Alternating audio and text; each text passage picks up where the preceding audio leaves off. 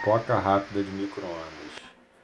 Passe o papel filme no refratário, 2 punhados de milho, 2 colheres de sopa de água.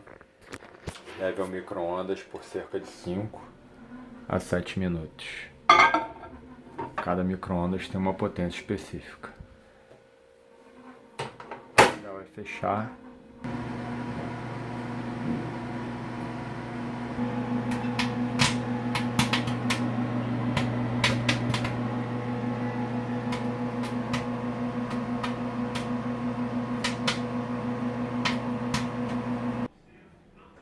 Tá aí nossa pipoca de micro-ondas feita.